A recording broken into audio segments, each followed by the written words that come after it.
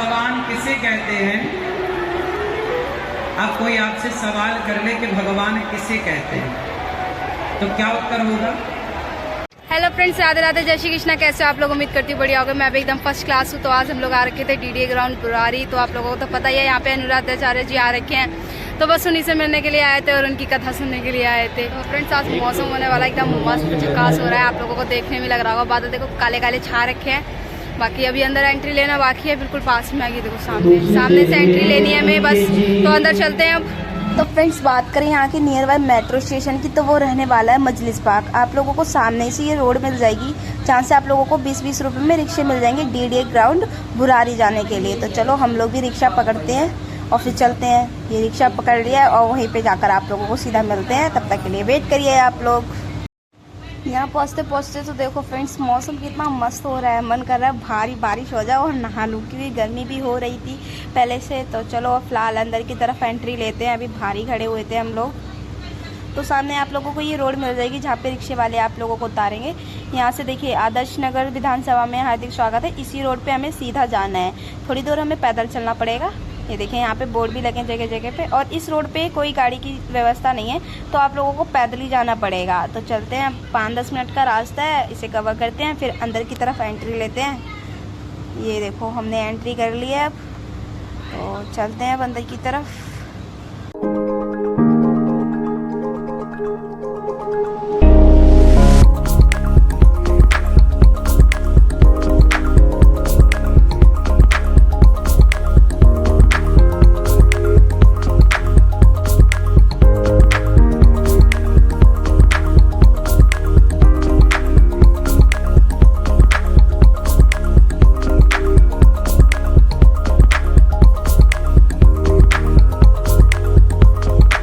तो फ्रेंड्स, सामने आप लोगों को ना वॉशरूम वगैरह की व्यवस्था मिल जाएगी। और ये सारा जो है, इसमें अंदर बैठने की व्यवस्था है।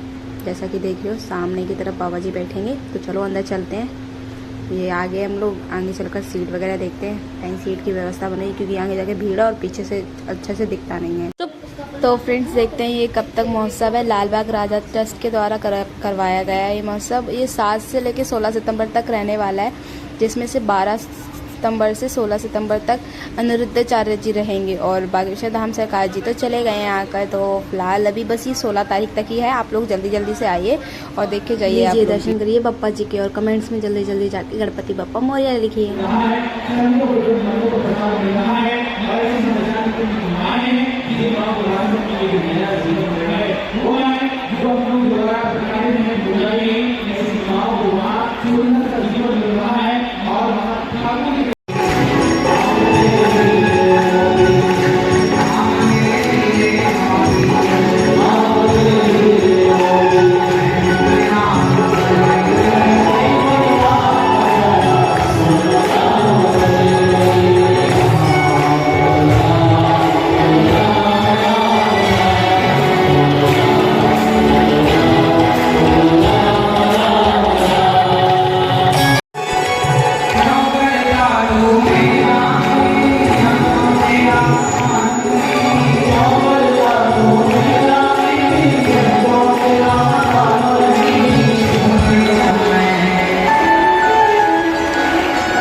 जब जब भी से पुकारो, तस्वीर को इसकी निहारो। मेरा श्याम आजा मेरे सामने, ओ मेरा श्याम आजा मेरे सामने। खुश हो जाए जैसा बढ़िया, इसलिए कहता हूँ सोच विचारों में तस्वीर को इसकी निहारों में। मेरा शाम आ जाता मेरे सामने, मेरा शाम आ जाता मेरे सामने। शाम सवेरे देखो तुझको, कितना सुंदर रूप है तेरा। साथ ठंडी छाँव बाकी दुनिया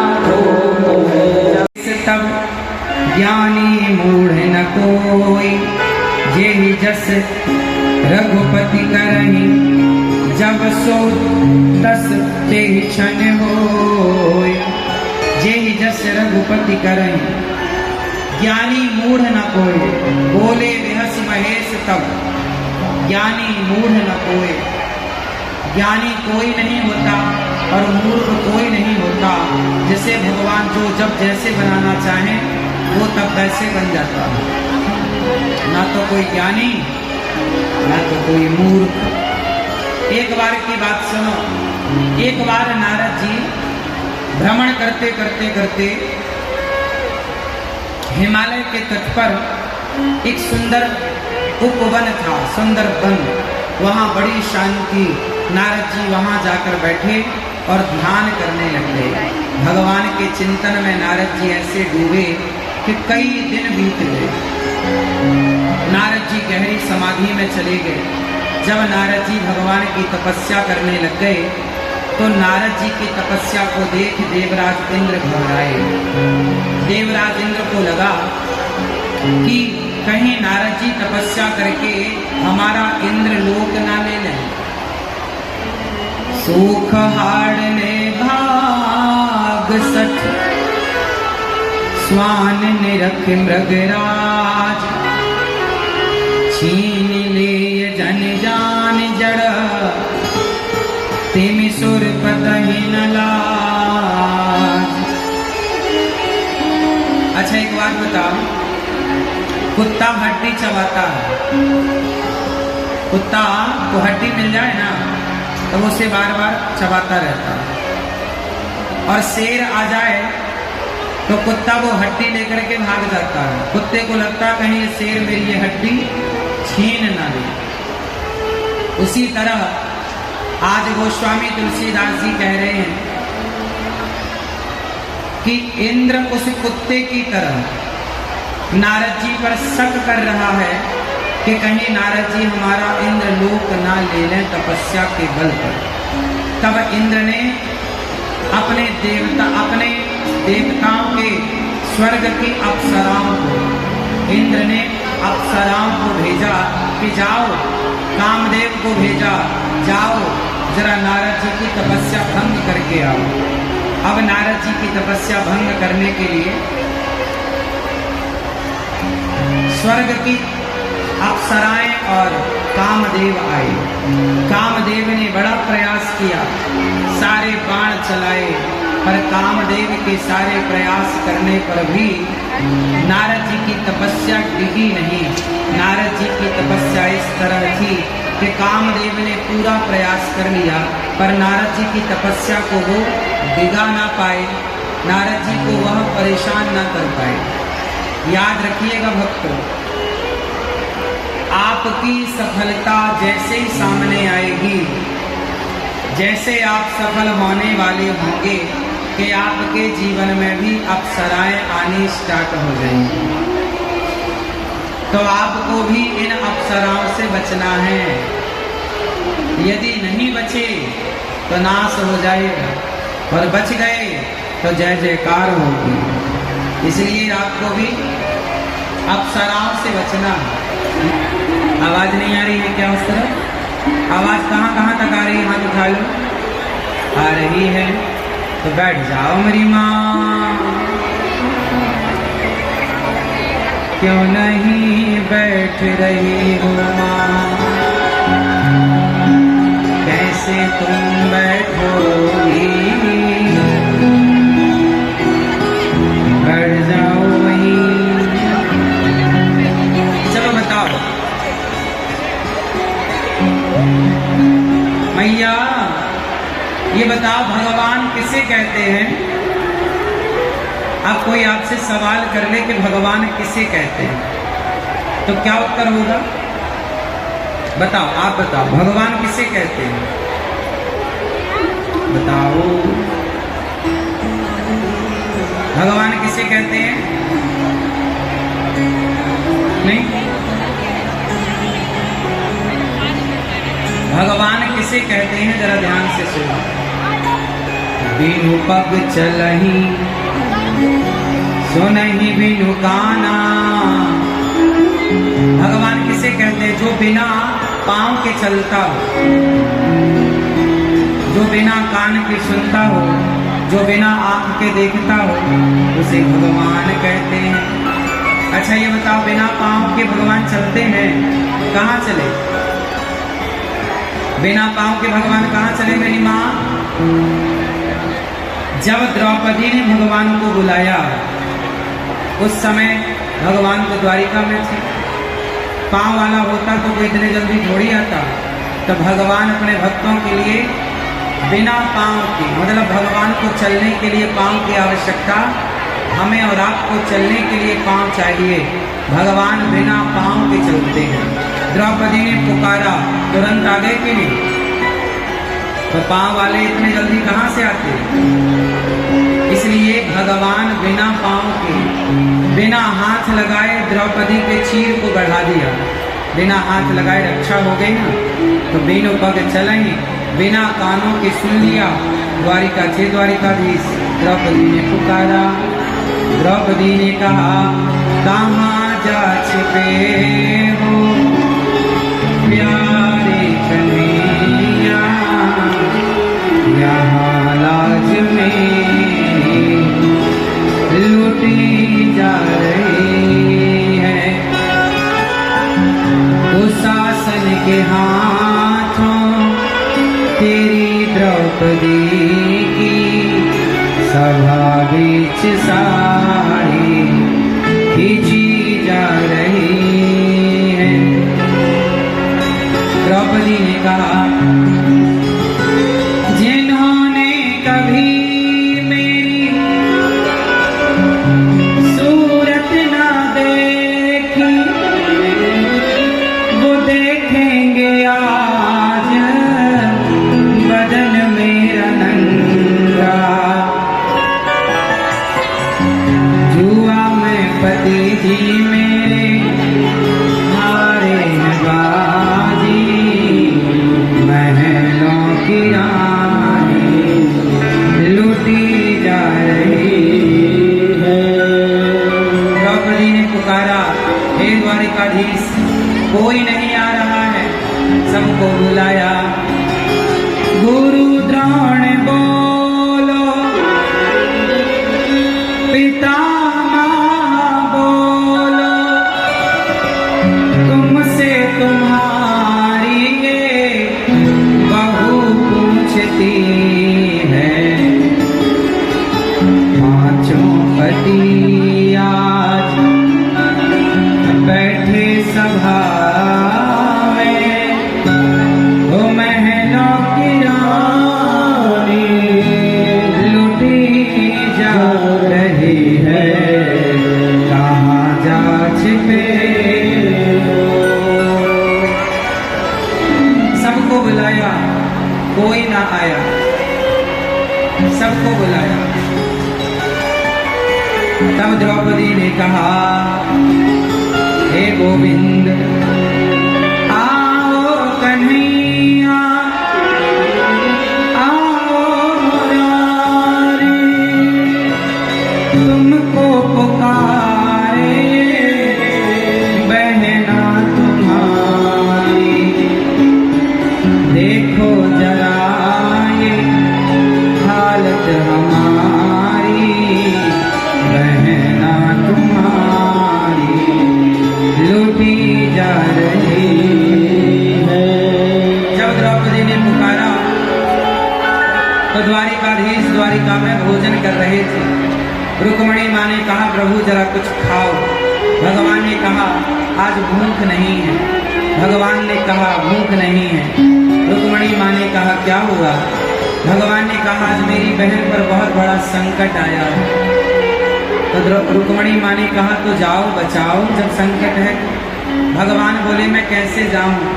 मेरी बहन ने अभी तक पुकारा ही नहीं, मुझे बुलाया ही नहीं। द्रौपदी सबको तो बुला रही, अर्जुन आओ, भीम आओ, नकुल आओ, गुरु द्रोणाचार्य आओ, सबको बुलाया, पर भगवान को नहीं बुलाया। भगवान बोले, कब बुलाए बहन, कब मैं जाऊं? अच्छा बताओ, द्रौपदी के बुलाने में देर थी या कृष्ण के आने में देर थी? बोलो मैया, ओ मैया, देर किसने लगाई?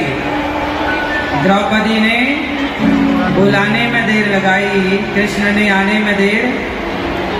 जब द्रौपदी ने कहा गोविंद सहारा तेरा है, गोपाल सहारा तेरा है। जब द्रौपदी ने कहा गोविंद केवल आपका सहारा है और कहा गोविंद, तो गोविंद का केवल गो कह पाई, बिंद मुंह से निकला नहीं कि द्वारिकाधीश दौड़ पड़े अपने द्रौपदी बहन। केवल गो कहा, गोविंद। साड़ी बनकर भगवान खींचने लगे। दुशासन 10,000 हाथियों का बल रखने वाला थक गया, बोला कि साड़ी भी चनारी है कि नारी भी साड़ी है, कि साड़ी ही की नारी है, कि नारी ही की साड़ी है। तब द्रौपदी ने कहा मूर्ख दुशासन, ना साड़ी भी चनारी है, ना नारी भी साड़ी है, ना साड़ी ही की नारी है, ना नारी ही की साड़ी है। ये तो वृंदावन बिहारी है जो चीर बनकर खिंचा जा रहा है, खिंचा जा रहा है। तो कहीं नहीं। मानो तो माता पिता भगवान है, ना मानो तो माता पिता कौन है? सब मानने पर निर्भर करता है। कोई बेटा अपने माँ बाप को भगवान मानता है, तो कोई बेटा अपने माँ बाप को दुश्मन मानता है। हाँ या ना? कोई माँ बाप की आरती उतारता है, तो कोई बेटा माँ बाप को लाठियों से मारता है। बात सही है? ये तो आपके मानने पर निर्भर करता है कि आप अपने माँ बाप की श्रद्धा से आरती उतारेंगे या लाठियों से मारेंगे। उसी तरह ये तो आपके भाव पर निर्भर करता है कि आप मंदिर में बैठी मूर्ति को पत्थर मानेंगे या भगवान मानेंगे। यदि भगवान मानेंगे तो वो भगवान बन के फल देगी, पत्थर मानेंगे तो पत्थर है। प्रहलाद जी ने मान लिया कि ये भगवान है, तो खंबा तोड़ के भगवान आ गए। मान लेने से काम बन जाता है। अच्छा बताओ, माना कि 10 लड्डू है, माना कि 10 लड्डू है और इन 10 लड्डुओं में 2 लड्डू आपने खाए, बताओ कितने बचे? मैया, माना कि 10 लड्डू हैं और उस 10 लड्डुओं में 2 आपने खाए, बताओ कितने बचे? बताओ 8। अब बताओ सवाल हल हो गया कि नहीं? उत्तर दो। क्या आपने लड्डू खाए? ना तो आपने लड्डू खाए, ना तो यहाँ कोई लड्डू है, लेकिन सवाल हल हो गया कि नहीं? जब मान लेने से सवाल हल हो गया गणित का। तो जब मान लोगे तो मान लेने से यदि गणित के सवाल हल हो गए तो मान लेने से भगवान भी प्रकट होकर के हमारे हृदय में विराजमान हो जाएंगे। मान लेने से बड़े बड़े सवाल हल हो जाते हैं। तो मान लेने से मीराबाई ने मान लिया कि मेरे तो गिरधर गोपाल, उसकी इस मानसिकता से, उसके इस मान लेने से क्या अपराध हुआ? घाटा क्या हुआ? बुरा क्या हुआ? इसलिए मान लेने में भलाई है, ईश्वर को ना मानने में भलाई नहीं है। ईश्वर को मान लेने में भलाई है।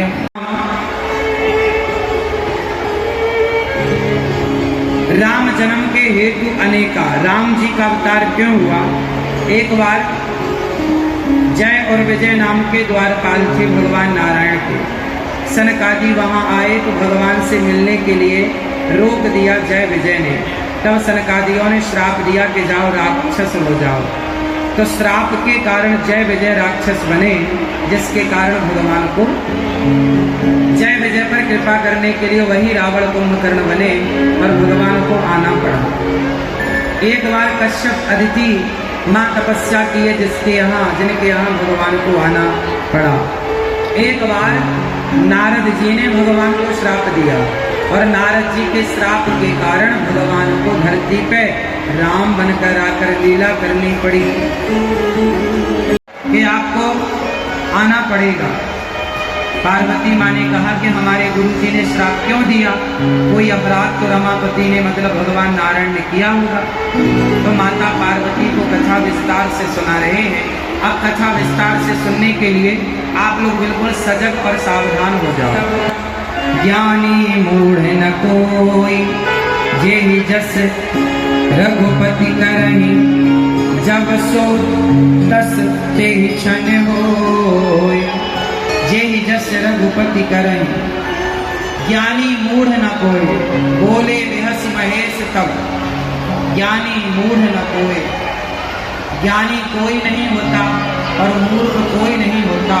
जिसे भगवान जो जब जैसे बनाना चाहे वो तब वैसे बन जाता है। ना तो कोई ज्ञानी ना तो कोई मूर्ख। एक बार की बात सुनो। एक बार नारद जी भ्रमण करते करते करते हिमालय के तट पर एक सुंदर उपवन था, सुंदर वन। वहाँ बड़ी शांति। नारद जी वहाँ जाकर बैठे और ध्यान करने लगे। भगवान के चिंतन में नारद जी ऐसे डूबे कि कई दिन बीत गए। नारद जी गहरी समाधि में चले गए। जब नारद जी भगवान की तपस्या करने लग गए तो नारद जी की तपस्या को देख देवराज इंद्र घबराए। देवराज इंद्र को लगा कि कहीं नारद जी तपस्या करके हमारा इंद्र लोक ना ले लें। सुख हारने भाग सठ, स्वान निरख मृगराज। छीन ले जन जान जड़, तिमि सुर पतहि न लाज। अच्छा एक बात बताओ, कुत्ता हड्डी चबाता है। कुत्ता को हड्डी मिल जाए ना तो उसे बार बार चबाता रहता है।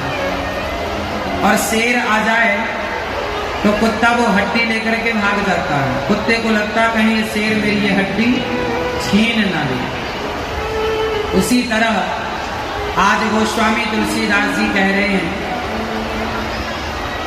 कि इंद्र उस कुत्ते की तरह नारद जी पर शक कर रहा है कि कहीं नारद जी हमारा इंद्र लोक ना ले लें तपस्या के बल पर।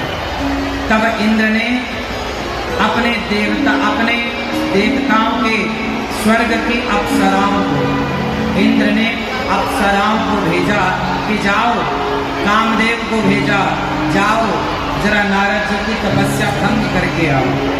अब नारद जी की तपस्या भंग करने के लिए स्वर्ग की अप्सराएं और कामदेव आए। कामदेव ने बड़ा प्रयास किया, सारे बाण चलाए, पर कामदेव के सारे प्रयास करने पर भी नारद जी की तपस्या डिगी नहीं। नारद जी की तपस्या इस तरह थी कि कामदेव ने पूरा प्रयास कर लिया पर नारद जी की तपस्या को वो डिगा ना पाए, नारद जी को वह परेशान ना कर पाए। याद रखिएगा भक्तों, आपकी सफलता जैसे ही सामने आएगी, जैसे आप सफल होने वाले होंगे कि आपके जीवन में भी अप्सराएं आनी स्टार्ट हो जाएंगी। तो आपको भी इन अप्सराओं से बचना है। यदि नहीं बचे तो नाश हो जाएगा, और बच गए तो जय जयकार होगी। इसलिए आपको भी अप्सराओं से बचना है। बोले इंद्र ने क्यों भेजा कि कहीं आप स्वर्ग के राजा ना बन जाएं। तब नारद जी ने कहा, जा इंद्र से कह देना कि मुझे को हमने जीत लिया। हम कभी ये ना कहें कि हमने लोभ को जीत लिया। जीतना अच्छा है। नारद जी को अभिमान आ गया, जी मैंने सब कुछ जीत लिया। अब नारद जी को लगा कि मैं तो खुद भगवान हो। 4 बज गए। नारद जी सबके पास जा जाके अपनी बात कहने लग गए। मैंने काम को जीता, मैंने क्रोध को जीता, मैंने लोभ को। सबको बताते शंकर जी के पास गए। शंकर जी के पास गए और बार बार बिनवो मुनि तो ही सारी बात शंकर जी को सुनाई। नारद जी ने कहा, शंकर जी आपने कुछ सुना? आज का अखबार पढ़ा? शंकर जी बोले, नहीं हमने तो नहीं पढ़ा। नारद जी बोले, आपने सुना नहीं? मैंने काम को जीत लिया। शंकर जी बोले अच्छा। नारद जी बोले मैंने क्रोध को जीत लिया। शंकर जी बोले अच्छा। मैंने लोभ को भी जीत लिया। शंकर जी बोले अच्छा। शंकर जी ने हाथ जोड़ के कहा हे नारद जी, जो आपने बताया हमें बताया यहाँ तक तो सही है, ये बात तुम भगवान विष्णु जी को मत बता देना, भगवान नारायण के पास जाके मत बता देना, ये वहां मत बताना। अब तो भगवान शंकर जी ने समझाया, संबोधीन उपदेश सहित नहीं नारद ही सुहान, भरद्वाज कौतुक सुनहु हरि इच्छा बलवान। बैठे रहो शांति से, ठंडे ठंडे मौसम का आनंद लेते रहो और कथा सुनते रहो। सुनो, नारद जी को क्या आ गया मेरी माँ? जोर से। नारद जी को क्या आ गया? जोर से। क्या आ गया? नारद जी को अभिमान आया। किस बात का? किस बात का अभिमान आया पीली मैया? किस बात का अभिमान आया? कि मैंने काम को, क्रोध को, लोभ को जीत लिया। ये जीतने का अभिमान आया नारद जी को। भगवान को लगा कि इनका उपचार करना ही पड़ेगा। तब भगवान ने अपनी योग माया से एक नगर बनाया बड़ा सुंदर। उस नगर में एक स्त्री, और बड़ा सुंदर नगर, एक स्त्री बनाई जिस स्त्री का नाम था विश्व मोहिनी। क्या नाम था उस स्त्री का? जोर से। एक विश्व मोहिनी नाम की एक स्त्री बनाई भगवान ने। अब नारद जी जैसे ही भगवान नारायण के लोक से बाहर निकले तो उन्होंने देखा एक सुंदर सा नगर। नारद जी बोले कि ये नगर तो मैंने कभी नहीं देखा। अच्छा, वो नगर भगवान की माया से बना था। अब जैसे ही नारद जी वहां गए तो वहां राजा ने कहा, महाराज आओ, महाराज मेरी बेटी का विवाह है, इसके लिए कोई बढ़िया योग्य वर होए तो बताओ, इसको कैसा पति मिलेगा, जरा भविष्यवाणी करो। नारद जी बोले लड़की कहाँ है? तब विश्व मोहिनी आई, और जैसे ही विश्व मोहिनी पर नजर पड़ी नारद जी की, नारद जी खुद लट्टू हो गए विश्व मोहिनी पर। नारद जी को लगा वाह, काश इस लड़की से मेरा ब्याह हो जाता तो मेरी बल्ले बल्ले हो जाती। नारद जी कामदेव को अभी अभी इन्होंने जीता है, और अब देखो तुरंत एक स्त्री के ऊपर मोहित हो गए नारद जी।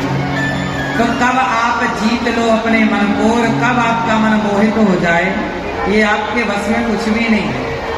ज्ञानी मूढ़ न कोई। बात समझ में आ रही है? अब नारद जी को वो स्त्री बड़ी पसंद आई, विश्व मोहिनी। नारद जी हाथ देखने के लिए पकड़े तो हाथ पकड़ ही लिया नारद जी ने कि अब नहीं छोड़ेंगे। अब नारद जी को लगा कि हम विवाह कर लें तो बहुत अच्छा हो जाए। जो ये ही बर अमर सोई होई। नारद जी बोले जो इससे वर्ण कर लेगा वो अमर हो जाएगा। नारद जी बोले यदि ये मेरी पत्नी बन गई तो मैं अमर हो जाऊंगा, मैं खुद भगवान हो जाऊंगा। अब तो नारद जी के मन में लड्डू फूटने लग गए। अच्छा ये बताओ, नारद जी को अभिमान आया, ये अभिमान आना सही है या गलत है? उत्तर दो। आप में से कितने लोगों के भीतर अभिमान है? जिसके अंदर अभिमान है वो हाथ उठाएं।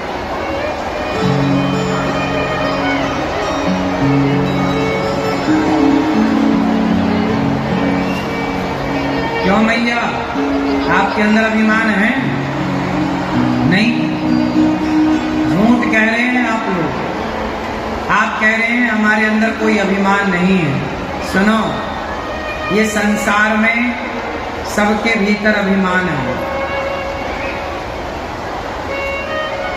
किसी के अंदर ज्यादा है, किसी के अंदर कम है सबके अंदर। अच्छा एक बात बताओ,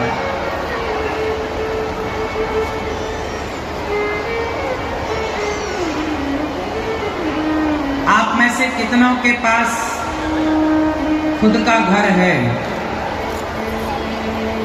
वो घर आपका है? आप में से कितनों के पास बच्चे हैं? वो आपके हैं? तो किसके उठा लाए? हाँ? किसके बच्चे ले आए फिर आप लोग?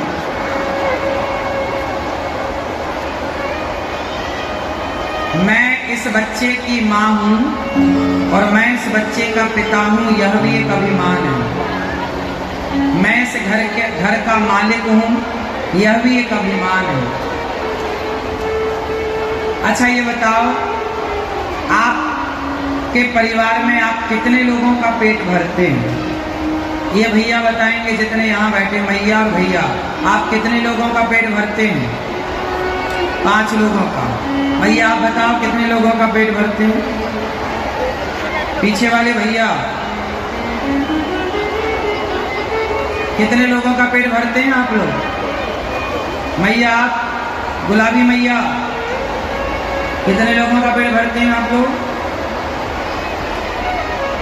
कुछ लोग कहते हैं महाराज जी हम 2 लोगों को पाल रहे हैं, हम 10 लोगों को पाल रहे हैं। कुछ लोग कहते हैं हम 10 लोगों का पेट भरते हैं, कुछ लोग कहते हैं हम 5 लोगों का पेट भरते हैं। सुनो, मैं किसी का पेट भरता हूँ, यह भी एक अभिमान है। मैं इस बच्चे का पिता हूँ, यह भी एक अभिमान है। मैं कुछ हूँ, यह भी एक अभिमान है। हमें इन सब अभिमानों से बचने के लिए क्या करना पड़ेगा, वो आपको समझाता हूँ, सुनो। अच्छा ये बताओ, आपके बच्चों में आपका शेयर कितने % है? क्या बच्चों के पांव को पिता ने डिजाइन किया है? बोलो। तो जिस परमात्मा ने आपको आंखें दी, कान दिया, यदि आप अंधे होते तो क्या कर लेती तुम्हारी माँ? तुम लंगड़े और बहरे होते तो क्या कर लेती तुम्हारी माँ? इसका मतलब ये हुआ कि आज हम देख पा रहे हैं, सुन पा रहे हैं, ये माँ बाप के बदौलत नहीं, ये भगवान के बदौलत हम देख पा रहे हैं, सुन पा रहे हैं। क्योंकि बहुत सारे बच्चों के तो आंखें नहीं होती, जन्म से अंधे होते हैं, तो उनकी माँ थोड़ी उन्हें आंखें दे पाती है। कुछ बच्चे बहरे होते हैं तो माँ थोड़ी उन्हें कान दे पाती है। इसका मतलब ये हुआ कि माँ बाप के कारण हमारा जन्म तो हुआ है, लेकिन बाकी जो हमारे शरीर का निर्माण है, उस निर्माण में माँ बाप का योगदान नहीं है, ईश्वर का योगदान है। तो बताओ हम किसकी संपत्ति हुए? 3% माँ बाप का शेयर है, एक पिता का, 2 माँ का, बाकी 97% शेयर परमात्मा का है। तो आप किसकी प्रॉपर्टी हैं? जोर से, आप ईश्वर की संपत्ति हैं। तो जब आप ईश्वर की संपत्ति हो तो क्यों ना इस संपत्ति को ईश्वर के चरणों में ही समर्पित कर दिया जाए कि प्रभु आपका ये जीवन है, तो आपके चरणों में हम समर्पण करते हैं। आपका जीवन निकल जाता है लेकिन समर्पण आप कर नहीं पाते, ये बड़ी विडंबना। आपको ये लगता है जी ये मेरा, ये मेरा, ये मेरा, मेरा मेरा कुछ नहीं होता। ये संसार में सब कुछ ईश्वर का है। यदि तुम्हारा है तो तुम लेकर चले जाना। कुछ लेकर गए? तुम्हारे बाप दादे कुछ लेकर गए? बोलो। यदि हमारा कुछ होता इस संसार में तो हम लोग कुछ लेकर ना जाते भगवान के घर। इसलिए मेरी माँ, कभी ये मत कहो कि ये मेरा है, सदा ये कहो कि प्रभु ये व्यापार भी आपका, ये परिवार भी आपका। नाथ सकल संपदा तुम्हारी, मैं सेवक नारी। हे प्रभु, सब कुछ आपका और जब आपका है तो तुम्हें सौंपता हूँ अमानत तुम्हारी। सब ईश्वर का है तो सौंप दो। अब सौंप दिया इस जीवन का सब भार तुम्हारे हाथों में है। जीत तुम्हारे हाथों में है, हार तुम्हारे हाथों में। सब कुछ सौंप दो, तुम्हें सौंपता हूँ अमानत तुम्हारी। और जिस दिन सब सौंप दोगे तो आपको अभिमान नहीं आएगा। अभिमान नारद जी को भी आए तो उन्हें भी चक्कर में पड़ना पड़ता, इसलिए अभिमान से बचो। किससे बचोगे? जोर से, जोर से। अभिमान से किससे बचोगे?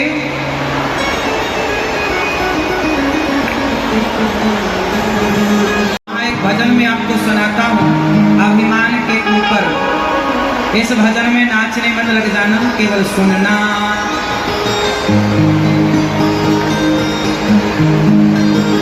हाँ, अभिमान जब आए तो ये भजन गुनगुना लिया करो।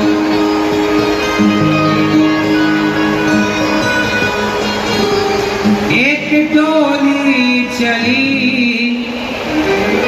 एक अर्थी चली,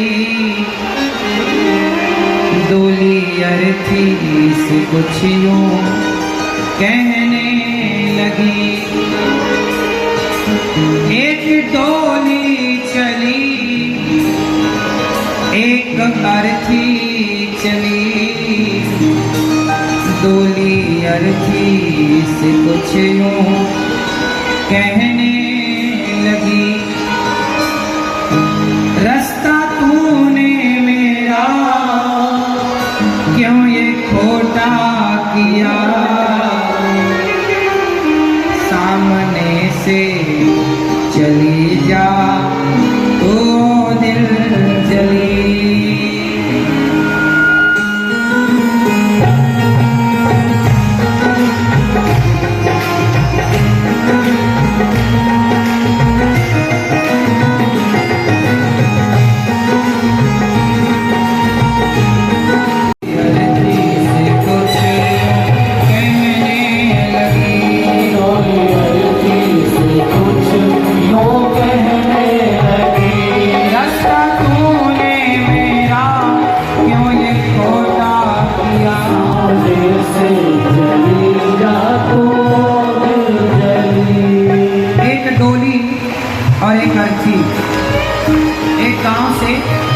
एक डोली चली, दूसरे गांव से एक अर्थी चली।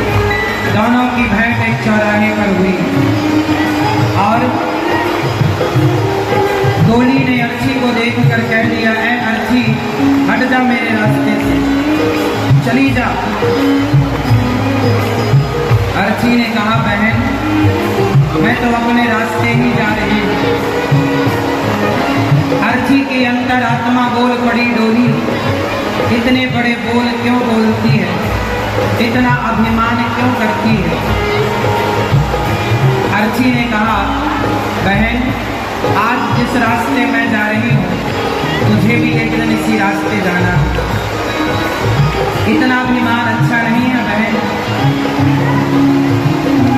तुझ में और मुझ में कोई ज्यादा अंतर नहीं है। अर्थी ने कहा, चार तुझ में लगे, चार मुझ में लगे, फूल तुझ में चढ़े, फूल मुझ में चढ़े। चार तुझ में लगे, चार मुझ में लगे, फूल तुझ में चढ़े, फूल मुझ में चढ़े। अर्थी ने कहा, बहन, चार कंधों का सहारा तुझे है। डोली उठाने वाले भी चार होते हैं और अर्थी उठाने वाले भी। जब चार कंधों का सहारा तुझे है, चार का मुझे है। जब इन कंधों ने अंतर नहीं समझा, पुष्पों की माला तेरे गले में और पुष्पों की माला मेरे गले में। जब इन पुष्पों ने अंतर नहीं समझा तो तू कौन होती है अंतर समझने वाली। अर्थी ने कहा डोली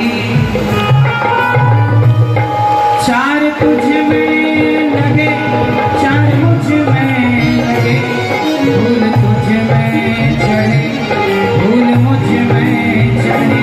चार तुझ में लगे, चार मुझ में लगे, फूल तुझ में चढ़े, फूल मुझ में चढ़े। हर है तुझ में और मुझ में सजी, तू जहाँ से चली, तू जहाँ मैं चली, मैं जहाँ से चली, तू जहाँ मैं चली, मैं जहाँ से चली। इतना सा अंतर है और तू इतनी बड़ी बड़ी बातें करती है। अर्थी ने कहा बहन तुझे देखे पिया, तेरे हंसते पिया, मुझे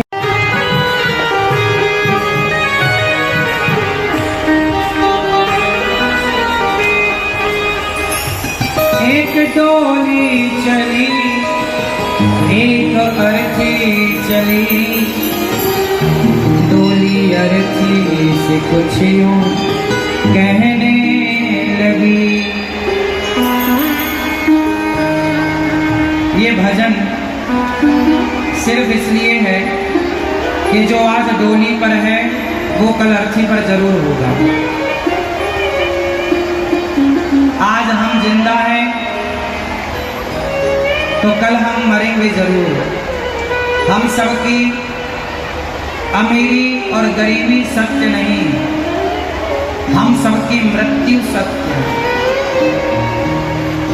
आप हम सब एक दिन शमशान की ओर जाते हुए नजर आएंगे। चार लोग कंधे पर बिठाकर ले जाएंगे, ले जाकर जला देंगे और जला देने के बाद बचेगी केवल राख। हमारी राख 50 रुपए के घड़े में समा जाएगी। आप में से कितनों की राख एक दिन 50 रुपए के घड़े में समाएगी जरा बताओ।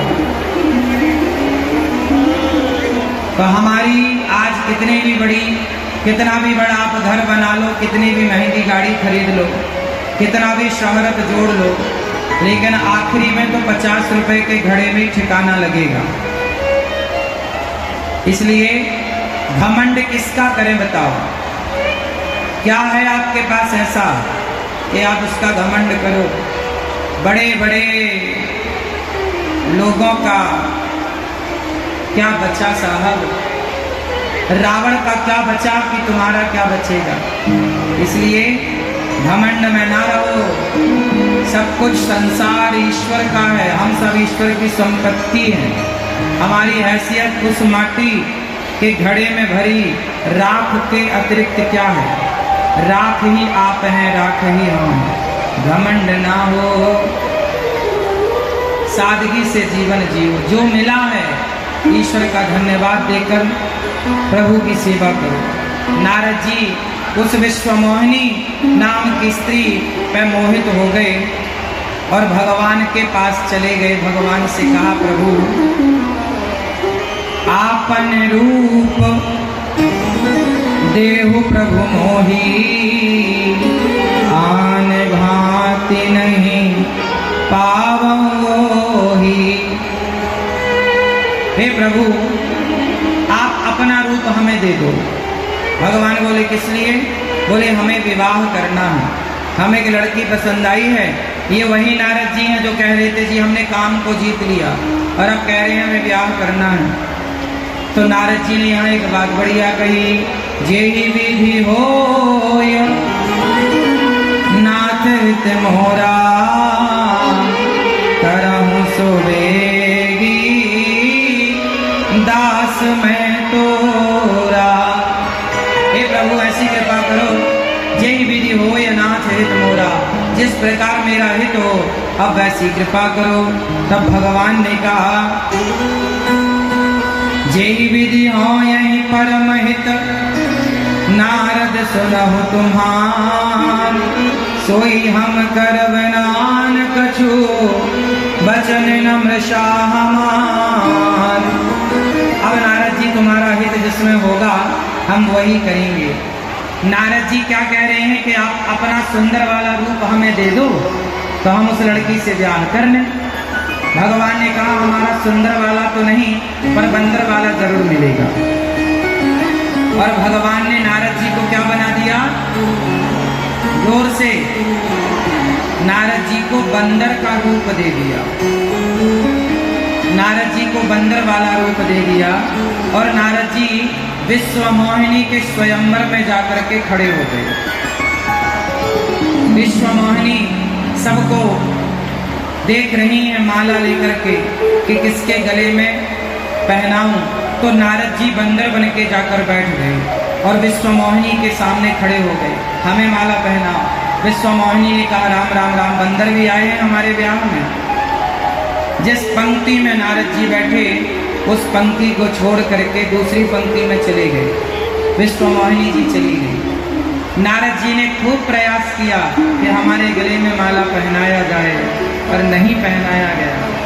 तब भगवान नारायण प्रकट हो गए, भगवान विष्णु, और जाकर विश्व मोहिनी ने माला पहनाया, भगवान को वर्ण किया। तब भगवान शिव के वहां पर दो गण थे।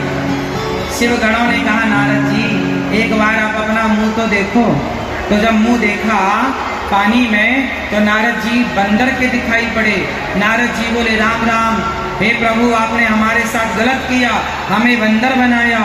अब तो बड़े गुस्से में नारद जी, देव श्राप की मरी हम जाई, जगत मोर उपहास कराई, बीच पंच मिले धनुजारी, संग रमा सोई राजकुमारी। अब नारद जी जिस विश्व मोहिनी से ब्याह करना चाहते थे वो विश्व मोहिनी तो भगवान विष्णु की पत्नी हो गई। नारद जी बड़े गुस्सा में कि आपने मेरा उपहास कराया, मुझे बंदर बना दिया, पर संपदा सकहु नहीं देखी, आपको दूसरों की भलाई देखी नहीं जाती। जाओ मैं आपको श्राप देता हूँ, परम स्वतंत्र न सिर पर कोई, आप स्वतंत्र हो ना, इसलिए जो आपको आता है मन में वो करते हो। श्राप देता हूँ कि जैसे आपने हमें बंदर बनाया है आपको भी बंदरों की जरूरत पड़ेगी। जैसे मैं पत्नी के लिए तड़प रहा हूँ आपको भी पत्नी के वियोग में तड़पना पड़ेगा, जंगल जंगल भटकना पड़ेगा। भगवान ने श्राप को स्वीकार किया और नारद जी को अब होश आया कि हे भगवान, मैंने तो काम को जीत लिया था और उसी काम के वेग में आकर मैंने प्रभु को श्राप दे दिया। चरणों में गिर पड़े नारद जी, प्रभु क्षमा कर दो, अब हमारा श्राप मिथ्या हो जाए। भगवान बोले, नहीं, आपका श्राप मिथ्या नहीं होगा। आपके श्राप को रखने के लिए, आप जैसे ऋषि की वाणी को सत्य करने के लिए अब मुझे राम का अवतार लेकर जाना पड़ेगा। और नारद जी के श्राप के कारण भगवान का राम रूप में अवतार हुआ। तो राम जी के अवतार का ये कारण भी था नारद जी का श्राप। तो फ्रेंड्स, हम लोगों ने कथा वगैरह सुन लिया, बाहर निकल के आए तो देखो मेला लग रखा और मौसम अच्छा हो रखा है। तो अगर आप लोग आते तो मेले में भी एंजॉय कर सकते हो। तो फिलहाल अभी वीडियो यहीं पे खत्म करते हैं। वीडियो अच्छा लगे तो like comment share and channel को सब्सक्राइब कर देना। मिलते हैं सीधा नेक्स्ट वीडियो में, तब तक के लिए।